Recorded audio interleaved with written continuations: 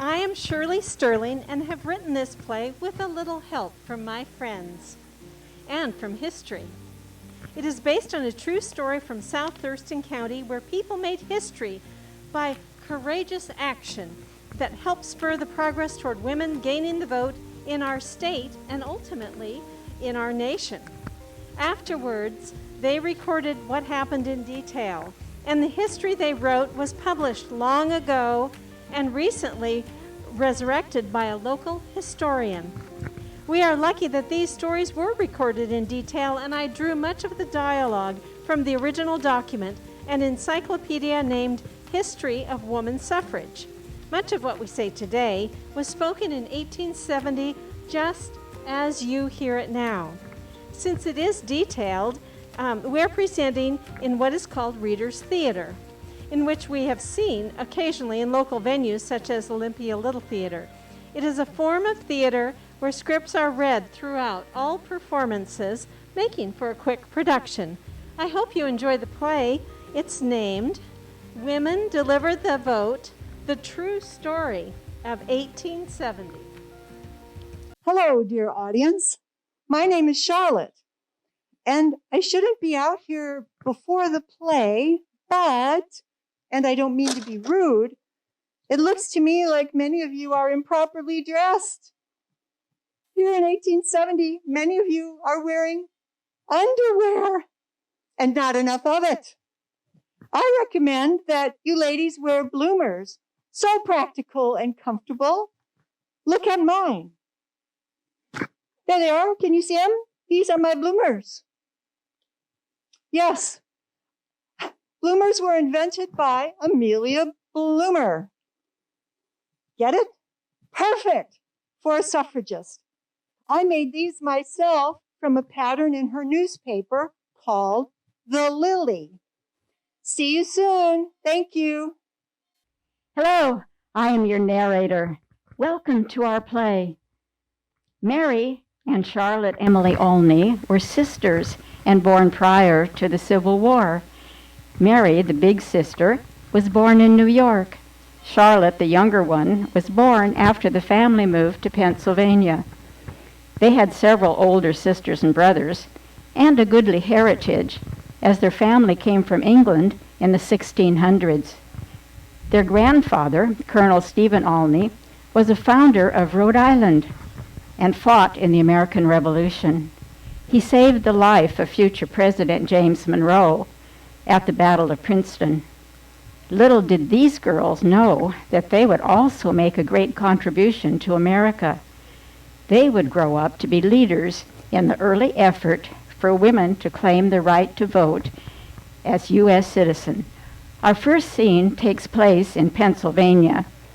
Tell us who you are, Mary. Good day. I'm Mary Olney. I'm the big sister. Hi, I'm Emily Charlotte Olney, the little sister. And I am their mother, Mrs. Olney. All men are created equal, Mother, but what about women? Of course, women are equal too. Well, then why can't women vote, Mother? You know, I don't know. They simply cannot. But you present a very particularly good question, my girls. Maybe someday you can figure out how to make sure that women are able to vote.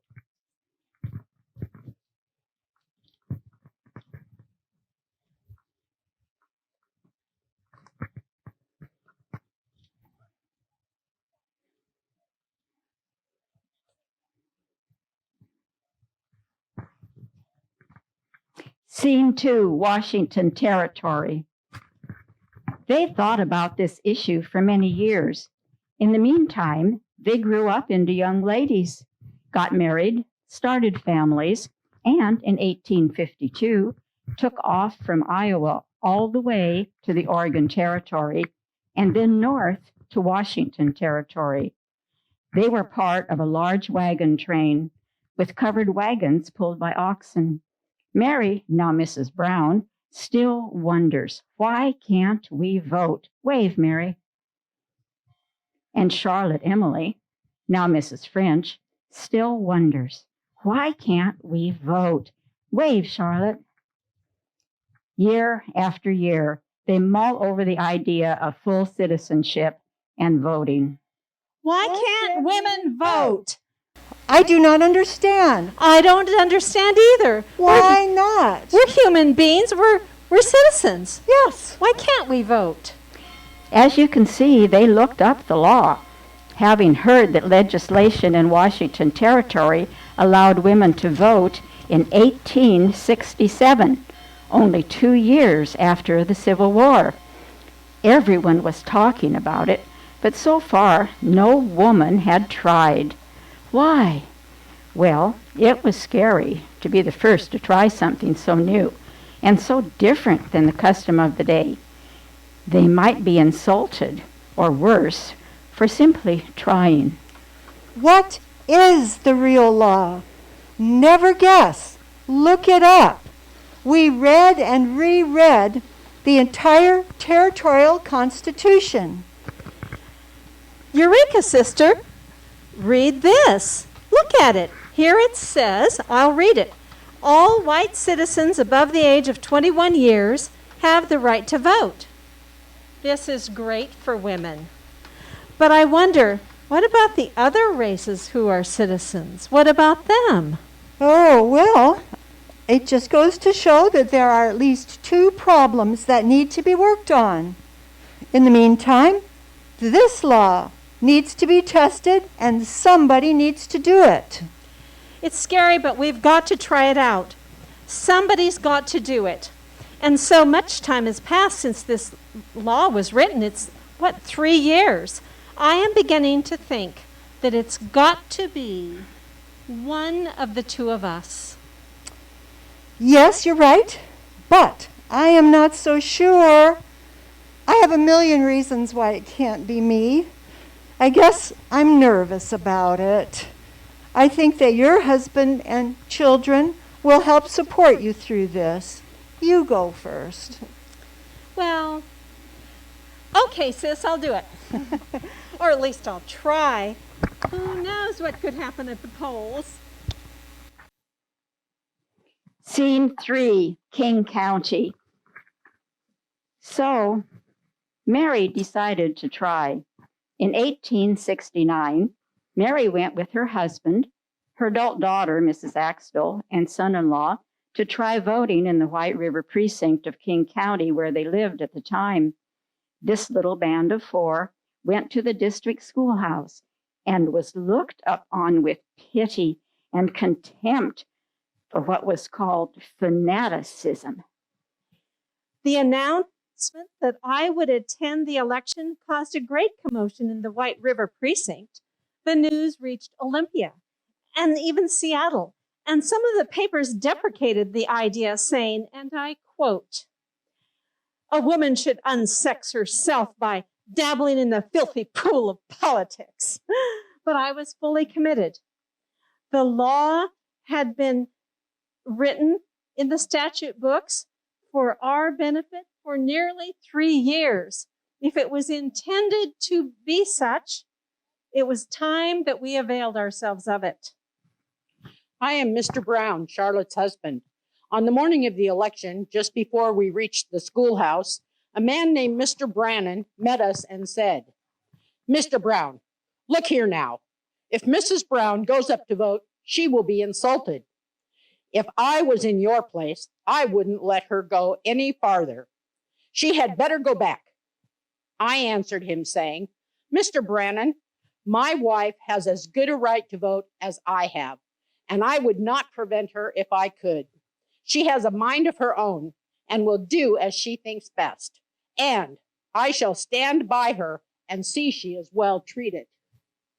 Besides, she will not be insulted either." "Well," the man said to me, "if she was my wife, she wouldn't go. She'll surely be insulted." Then I looked at him full in the face and I said, "Mr. Brannan, a gentleman will be a gentleman in all circumstances. and will always treat a lady with respect. I said this because I knew the man, and I knew that if anyone offered any annoyance, it would be he. And so it proved. As we drove up to the schoolhouse and alighted, another man in an angry voice snapped, "Well, if the women are coming to vote, I'm going home." But he did not go. He was curious. He wanted to see the fun. He at least stayed and was converted to my way of thinking. Sadly, Mary and her daughter were to be roundly dismissed and told they were not citizens of the USA. Mary gave the voting inspectors what for, explaining that she and her daughter were citizens under the original U.S. Constitution, the 14th Amendment, and were also allowed to vote under territorial law. Still, no luck. But she made an excellent case that became known as Mrs. Brown's argument. She likely gained some satisfaction from the fact that one judge, apparently overwhelmed by her excellent argument, blurted out, "The laws of the U.S. Congress didn't extend to Washington Territory." Well, everyone present knew that was wrong, and they were embarrassed that a voting official would say such a thing. Another judge thought of his own excuse, that the courts had not yet instructed them on the matter. See here, good people. I have never thought much on the subject. I have no doubt but that Mrs. Brown is right. Women are citizens and have the right to vote. But since the courts had not yet instructed the election officers to accept the votes of women, and as the precinct is a small one, I fear that all our votes in this important election will be disqualified, literally thrown out if we accept the women's ballots. So, although I should like to see the women have their rights, I should have to refuse Mrs. Brown's vote and that of her daughter. Honorable audience, the 14th Amendment grants citizenship to all persons born or naturalized in the United States, which includes former slaves who had just been freed after the end of the Civil War. As I have explained to this voting judge and to all the gentlemen in attendance at the voting precinct, I am a person declared by the 14th Amendment to be a citizen. And still further, I am a native-born citizen, as are many of these gentlemen by whom I'm surrounded and whose votes the precinct does not hesitate to receive. Had our territorial law failed to give me the right to vote, the 14th Amendment would have protected me in the exercise of it. I offer to you my vote, if you will please accept it. I hope you do not refuse. Ladies and gents, what do you think? Should this judge accept the lady's vote or not? Raise the hands. Who thinks that the judge is correct to say no? Who thinks that it's all right to say yes, to accept the votes? Madam, I would like to interject that you, as the teller of this story, do not have the right to advise me on this matter. The preference of the audience has no impact on my decision at all. Mr. Brown, sir, I do not wish to insult your wife, but she has inconvenienced me greatly by putting me in an awkward situation. And, sir, I think it would have been best for you to have kept her home today. Mrs. Brown, madam, I do not intend to insult you, but I must, for the reasons I have previously given, decline your vote. That means no. Well then, sir, there's nothing more to be said, since you refuse to do your duty. Ha! Well, I'm as mad as a wet hen.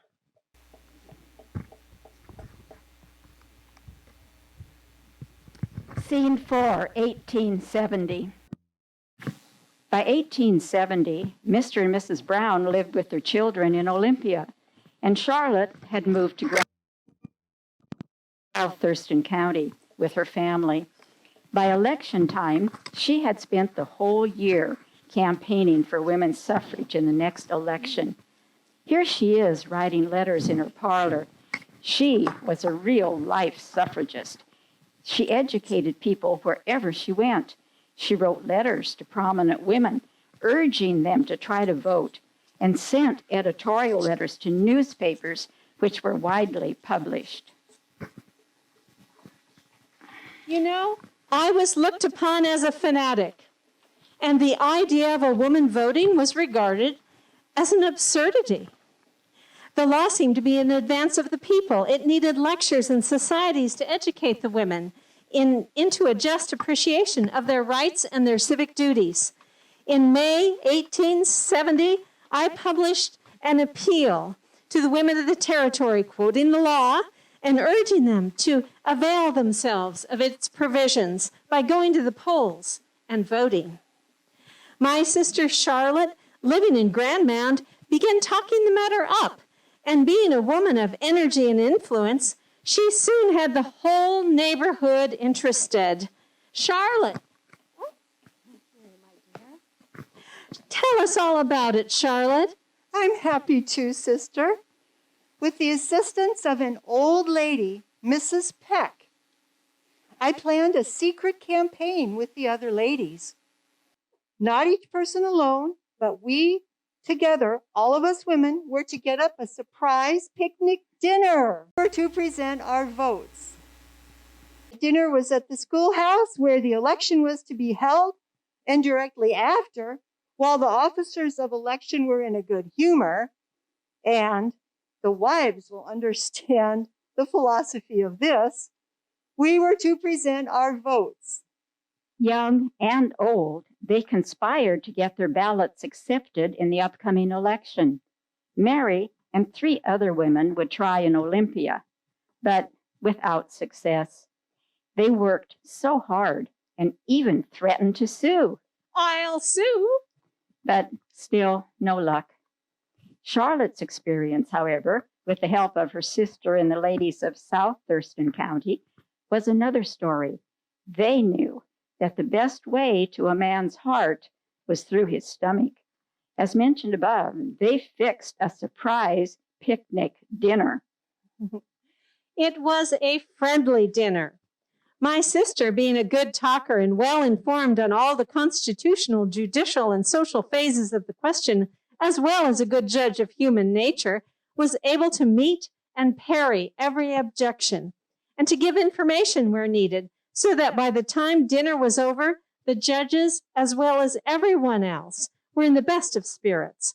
When the voting was resumed, the women, my sister being the first, handed in their ballots as if they had always been accustomed to doing so. Everything passed off pleasantly.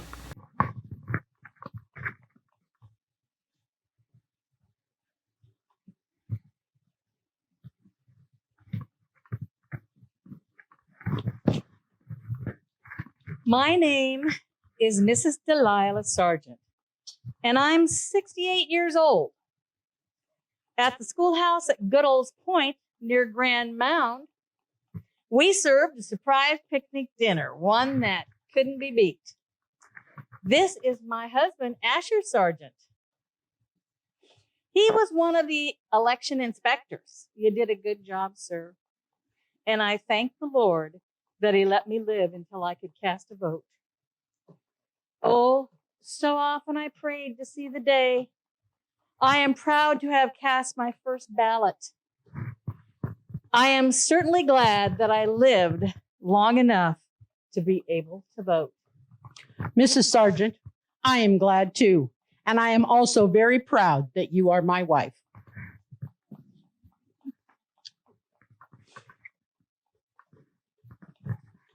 Scene 5. They voted. It has been discussed for some days before the election that Mrs. French was organizing a party of women to attend the election in Grand Mound Precinct and cast ballots. We were not sure, however, if the judges would let us vote in our precinct, but we decided if the Grand Mound women vote, the Black River women shall also. Luckily, there are men in the neighborhood who feel kindly toward our cause, and so we have employed the assistance of one man on horseback. It all went according to plan. Once the women at Grand Mound began to vote, a man stationed on a fleet horse nearby took off with all haste for the nearby Black River Precinct, also located at the schoolhouse. According to their secret plan, the ladies of what is now Littlerock had it all figured out. The moment the man rode into sight of the school, he swung his hat and screeched at the top of his voice, "They're voting!" The teams were ready and instantly flying in every direction. Soon, the women were ushered inside. Their choices of tickets were furnished them, and all were allowed to vote as American citizens. Good. Hurrah! A total of 15 women voted that day, 7 in Grand Mound and 8 in Little Rock. Young girls could now look forward to when they might also vote, just as little boys looked forward to the same. This was a hallmark for all, the women of South Thurston County and Washington Territory, later Washington State. Mary Olney Brown, as president of the Washington Territorial Women's Suffrage Association, later urged Black male voters and activists to help Black women also get the vote. It was men who prevented women from voting, but also men who enabled the women to vote with their 1868 decision in Washington Territory. In an extravagant expression of thanks, a lady printer, Abigail Scott Dunaway, created this beautiful engraving with the images of the men who helped the legislation go forward. She named it Coronation of Womanhood. The downside was that the lawmakers fixed the problem.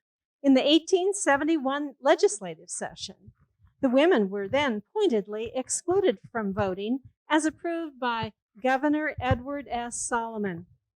The upside was that the battle for the women's right to vote went by leaps and bounds every year for many years, both forward and backward, until Washington was finally the 5th state to grant women the vote in 1910. In 1920, the United States of America enacted the 19th Amendment to the Constitution, which guaranteed women the right to vote. The United States was the 12th country to grant women the universal right to vote. That is our story. Thank you for your attendance. Will all the players please now step forward? Ladies, your sashes. Gentlemen, your pennants. Well, I would just like to say, please, everyone vote. Get your ballots in as early as possible. Put your ballot in the mail, or better yet, Thurston County has 29 drop boxes, including one in Rochester, Yum, Grand Mound, Bucota, Rainier, Little Rock, and Tenino at the school administration office. We ladies fought hard for the vote. Now, ladies and gentlemen both, please send in those ballots. Thank you, everyone, and we shall bow.